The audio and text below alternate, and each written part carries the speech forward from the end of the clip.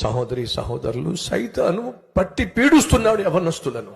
వినయ్యా, వినమ్మా, నువ్వు నీ ప్రవర్తనను మార్చుకోవడం దేవునికి సంతోషం. నీ పాపిష్టి జీవితాన్ని విడిచిపెట్టి పరిశుద్ధంగా జీవిస్తూ ఉంటే దేవుడు చూసి సంతోషించాలని ఆశపడుతున్నాడు. అవకాశం ఇవ్వవే. నీ బ్రతుకును మార్చుకోవటల్లా, నీ మాట తీరు మార్చుకోవటల్లా, నీ పద్ధతులు మార్చుకోవటల్లా, నీ అలవాటులు మార్చుకోవటల్లా, దానివల్ల నీ కుటుంబం నశించిపోతుంది, నాశనం అయిపోతుంది. నిన్ను కట్టుకున్న భార్య నరకం అనుభవిస్తుంది, కన్న బిడ్డలు నరకం చూస్తున్నారు. మార్పు చెందవే. దేవుడు అంటున్నాడు, నాకేం సంతోషం చెప్పు? నువ్వు చేసిన పాపిష్టి పనుల వల్ల నువ్వు నశించిపోయి నరకానికి పోవడం వల్ల నాకేమిటి సంతోషం? నీ జీవితాన్ని బాగు చేసుకోవడం వల్ల, దిద్దుకోవడం వల్ల నేను సంతోషిస్తానయ్యా. ఈరోజు నీ కన్ను నీ భార్య మీద తప్ప పరాయి స్త్రీ మీద ఉండడానికి వీల్లేదయ్యా.